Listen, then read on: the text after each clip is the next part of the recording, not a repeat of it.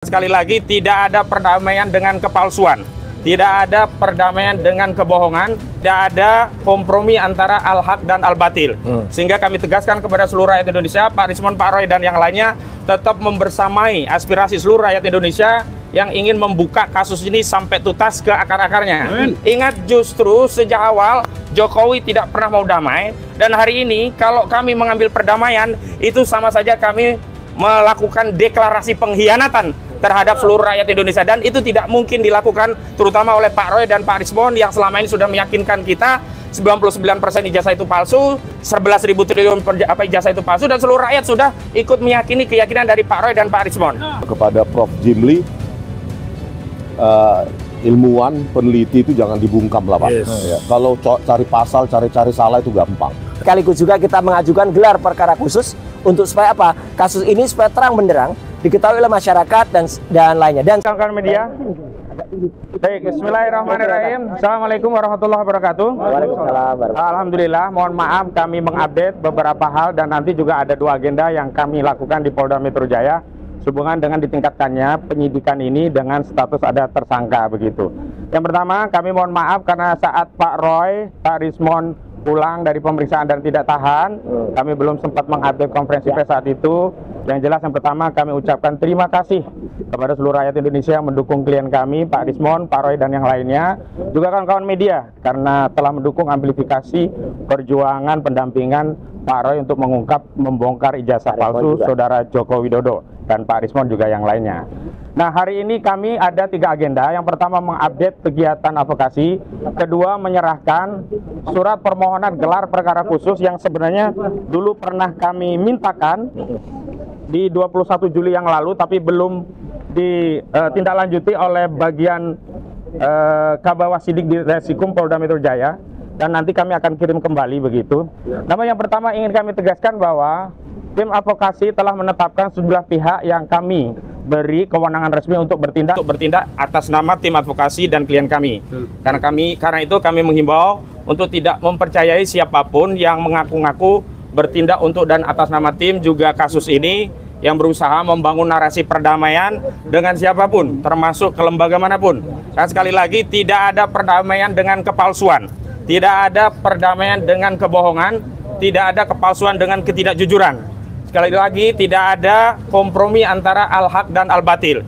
Sehingga kami tegaskan kepada seluruh rakyat Indonesia, Pak Rismon, Pak Roy, dan yang lainnya tetap membersamai aspirasi seluruh rakyat Indonesia yang ingin membuka kasus ini sampai tuntas ke akar-akarnya.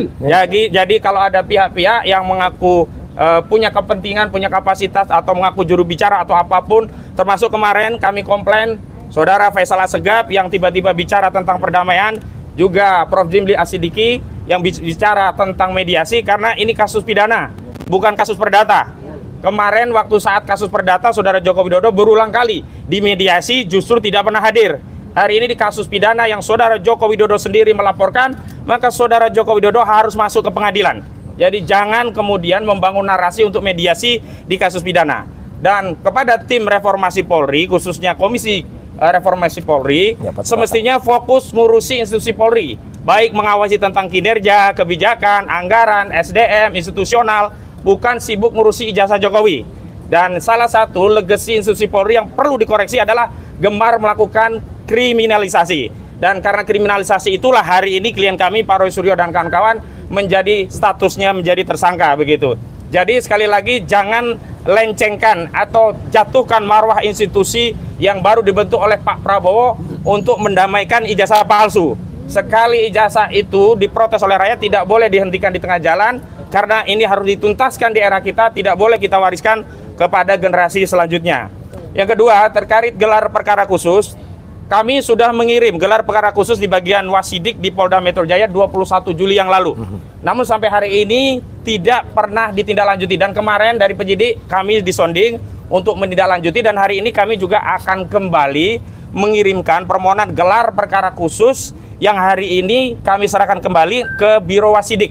Dan sebenarnya ini juga sudah kami persoalkan, karena dulu sudah ada gelar perkara khusus di Barreskrim ketika penyelidikan itu dihentikan, tetapi kenapa saat di Polda penyelidikan itu ditingkatkan menjadi penyidikan, saat itu tidak dilakukan gelar perkara khusus. Dan dalam sebuah diskusi media bersama kuasa hukum Saudara Joko Widodo, Bung Firmanto Laksana di Kompas TV saat itu juga menyampaikan tidak perlu gelar perkara khusus lah di tingkat ini nanti kalau sudah penyidikan, dan hari ini sudah penyidikan sehingga tidak ada alasan bagi institusi Polri apalagi di tengah wacana ya perbaikan kinerja institusi Polri untuk tidak melakukan gelar perkara khusus sebagaimana sudah dilakukan oleh Mabes Polri pada Dumas yang dilakukan oleh TPUA. Dan terakhir berkaitan dengan apa yang kemarin disampaikan oleh Polda bahwa salah satu sebab tidak ditahannya klien kami karena kami mengajukan sejumlah saksi dan ahli. Hari ini kami akan mengirimkan surat secara resmi kepada Direktur Kriminal Umum Polda Metro Jaya tentang sejumlah nama ahli-ahli yang memang sudah kami siapkan, sudah berkomunikasi untuk bisa diperiksa di tingkat penyidikan agar ada kesetimbangan dari keterangan ahli hanya yang sebelumnya hanya dari penyidik. Kami harapkan juga bisa mempertimbangkan keterangan ahli dari kami. Setidaknya ada 4 ahli. Satu ahli bahasa ya ahli bahasanya itu forensik, linguistik forensik, mohon maaf ya. Kemudian ada ahli pidana, kemudian juga ada ahli ITE. Untuk linguistik forensiknya kami sudah siapkan nama-nama dan nanti akan kami sounding dan kami sudah meminta agar pemanggilannya melalui kami dengan waktu yang cukup agar nanti kami juga bisa menghubungi ahli-ahli kami. Kenapa demikian? Karena kami juga butuh mendapat persetujuan dari institusi masing-masing karena ahli ini adalah bersatu ASN begitu. Selanjutnya kami juga menyampaikan 11 saksi-saksi yang meringankan di tahap penyidikan. Terlepas kami juga nanti akan menghadirkan lagi di tingkat persidangan. Jadi di penyidikan dengan di persidangan kami bedakan. Di penyidikan kami setorkan ke pihak penyidik, di persidangan kami akan persiapkan tambahannya nanti di persidangan. Selanjutnya kami ingin tegaskan di kasus ini ya, peran yang membuat klien kami tidak ditahan adalah dukungan dan doa seluruh rakyat Indonesia. Jadi jangan percaya kalau ada pihak-pihak yang mengaku-ngaku merasa punya peran sehingga klien kami tidak ditahan. Apalagi mengaku-ngaku punya kapasitas untuk menyelesaikan persoalan ini dengan perdamaian-perdamaian. Ingat justru sejak awal Jokowi tidak pernah mau damai, dan hari ini kalau kami mengambil perdamaian itu sama saja kami melakukan deklarasi pengkhianatan terhadap seluruh rakyat Indonesia, dan itu tidak mungkin dilakukan terutama oleh Pak Roy dan Pak Rismon yang selama ini sudah meyakinkan kita 99% ijazah itu palsu, 11.000 triliun ijazah itu palsu, dan seluruh rakyat sudah ikut meyakini keyakinan dari Pak Roy dan Pak Rismon. Karena itu mohon doa dukungannya. Kami akan tetap istiqomah konsisten untuk berjuang untuk membersihkan legasi bangsa Indonesia dari dugaan pernah dipimpin oleh seorang presiden berijazah palsu. Nah, dalam kesempatan hari ini karena klien prinsipal juga kami ada, kami mohon tanggapannya pertama dari Pak Roy, yang kedua dari Pak Rismon. Silakan Pak Roy. Baik, terima kasih. Jadi jelas ya teman-teman. Assalamualaikum warahmatullahi wabarakatuh. Tadi sudah diserangkan oleh koordinator tim non litigasi kami, Pak Ahmad Kosinudin, bahwa kehadiran kami di sini itu adalah untuk menindaklanjuti dan kita mengapresiasi langkah dari Polda Metro Jaya yang telah menyebutkan bahwa kami akan mengajukan sejumlah nama. Sejumlah nama itu penting karena apa? Satu ya, misalnya ahli ITE. Informasi dan transaksi elektronik dengan Undang-Undang Nomor 11 tahun 2008, kemudian sudah direvisi menjadi Undang-Undang Nomor 19 tahun 2016, terakhir direvisi Nomor 1 tahun 2024, itu sudah disusun oleh orang-orang yang mengerti undang-undang. Dan yang kami ajukan ini adalah orang yang ikut menyusun Undang-Undang Informasi dan Transaksi Elektronik, pernah menjadi bagian dari pemerintahan selama belasan tahun ya, bahkan mungkin puluhan tahun. Jadi bukan sekedar orang, katakanlah dia dosen di sebuah kampus, kemudian dia membaca Undang-Undang ITE, dia menerjemahkan sendiri Undang-Undang ITE. Jadi kalau hanya itu, banyak orang yang bisa membaca dan menafsirkan, dan kemudian jadi salah. Salahnya apa? Kemudian ada pasal 32, kemudian ada pasal 35 yang tiba-tiba ditimpakan atau diselundupkan kepada saya, Dr. Rismon, dan juga mungkin kepada teman-teman yang lain. Itu adalah pasal yang salah, karena berulang kali pihak sana mengatakan, kan ijazahnya analog. Iya. Pasal 32, 35 itu tentang dokumen elektronik gitu loh. Jadi salah besar, bukan analog. Jadi dari situ yang salah. Kemudian ahli linguistik, ahli bahasa, itu juga sudah punya sertifikat baik nasional maupun di atas itu. Jadi benar-benar ahli hukum pidana, adalah sudah berulang kali menjadi ahli pidana di berbagai kasus, berbagai hal, bukan yang hanya langganan di depan BAP.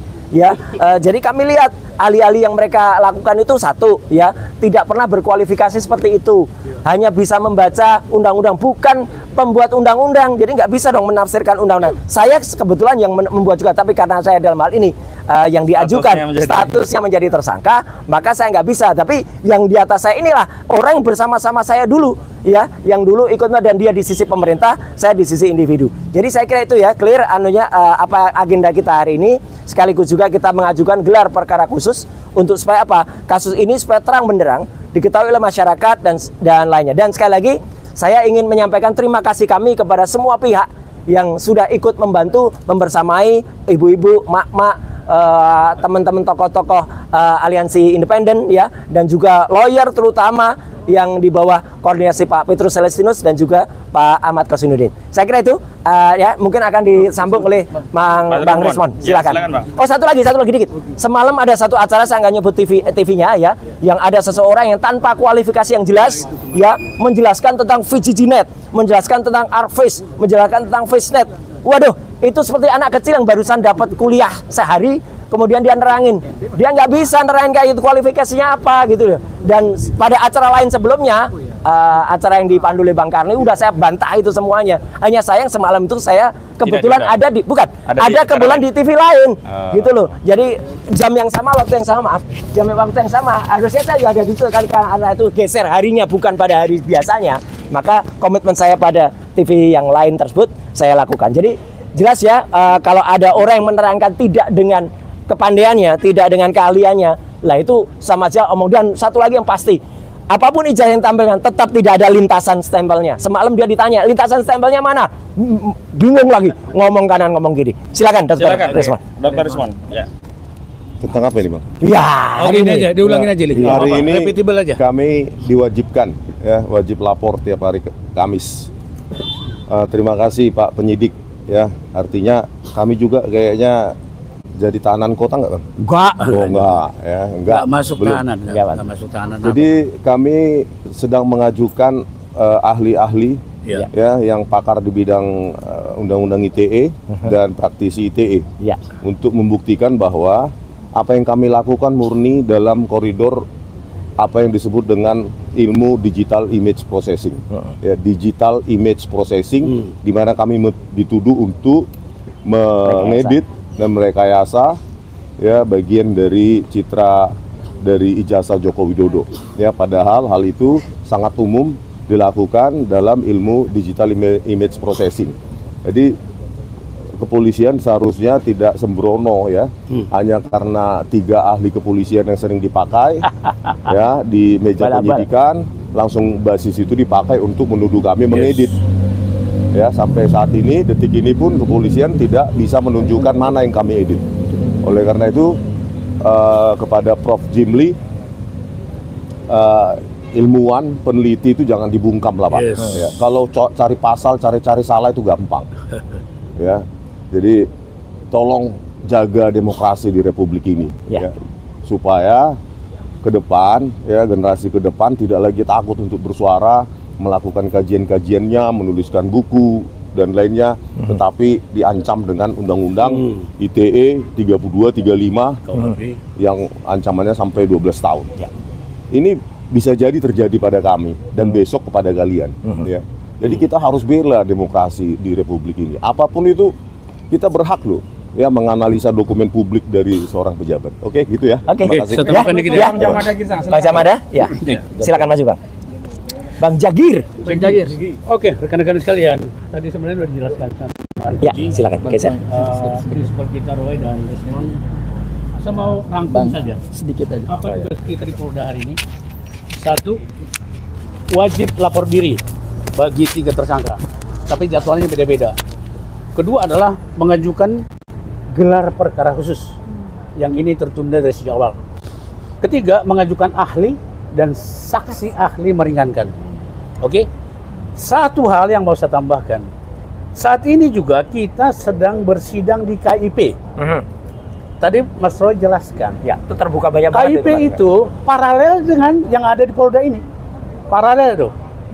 Kebetulan kuasa hukum yang ada di KIP juga kan kami juga. Ya, sama. Ya, gitu ya Mas Peji ya, sama rekan Gapur.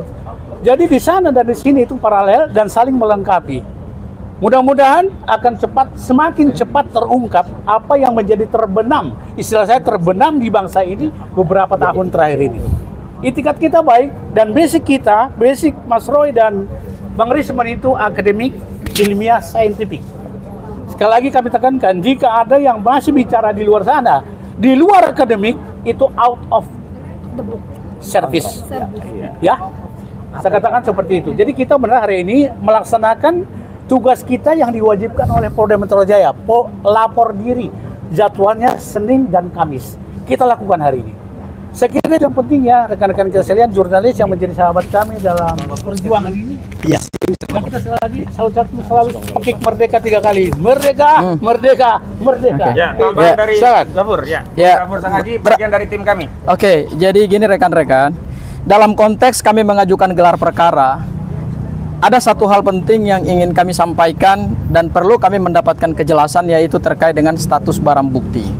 Dalam gelar perkara nanti, kami meminta kepada penyidik Polda Metro Jaya untuk memberikan penjelasan dan menunjukkan primary evidence ijazah Pak Joko Widodo. Karena selama ini ijazah inilah yang menimbulkan perdebatan dan ada 8 anak bangsa yang sekarang sudah ditetapkan sebagai tersangka dan kemudian kalau dilimpahkan ke pengadilan akan dilakukan penuntutan. Ini kan sesuatu yang perlu terlebih dahulu diberikan kejelasan oleh penyidik Polda Metro Jaya terkait dengan primary evidence, apakah memang sudah disita oleh Polda Metro Jaya. Dan yang kedua, Mas Roy, Bang Rismon punya kepentingan untuk melihat dan meraba ijazah tersebut. Karena selama ini yang dituduhkan kepada Mas Roy, Bang Rismon, dan Dr. Tifa itu melakukan analisa-analisa ilmiah hanya berdasarkan dokumen digital. Meskipun dokumen tersebut oleh salah satu pendukung Pak Joko Widodo di salah satu televisi, kemudian saya juga hadir sebagai pembicara, sudah ditunjukkan kepada publik hasil scan ijazah Pak Joko Widodo.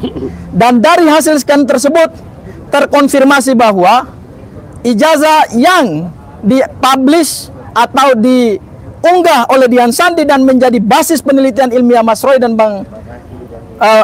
Mas Roy dan Bang Rismon itu ternyata 100% tidak berbeda, persis sama seperti itu. Yang ingin kami mendapatkan kepastian adalah ijazah fisiknya itu dalam gelar perkara khusus harus ditunjukkan kepada Mas Roy dan Bang Rismon, dan bila perlu mereka raba itu ijazah. Seperti apa itu bahannya, kemudian seperti apa itu pengaman kertasnya, seperti apa itu lintasan stempelnya, seperti apa itu fotonya. Itu poin penting yang akan kami mintakan dalam gelar perkara khusus. Itu aja barangkali yang bisa saya sampaikan. Atau kembali ke Koji, ada pertanyaan? Kembali ke Koji. Pak, ada rencana buat mengajukan pra-peradilan nggak untuk? Oh, sementara ini belum kami pikirkan karena kami fokus gelar perkara khusus. Karena kalau dengan gelar perkara khusus ijazah itu ternyata terbukti sama dengan yang diteliti, berarti kesimpulan klien kami tidak berubah, 99% palsu atau 11.000 triliun persen palsu. Sehingga fokus kita adalah primary evidence itu apakah identik atau tidak dengan yang sudah diteliti. Kalau sama, ya sudah selesai. Ada lagi cukup? Cukup. Makasih ya kawan-kawan media sudah menunggu. Sampai ketemu lagi.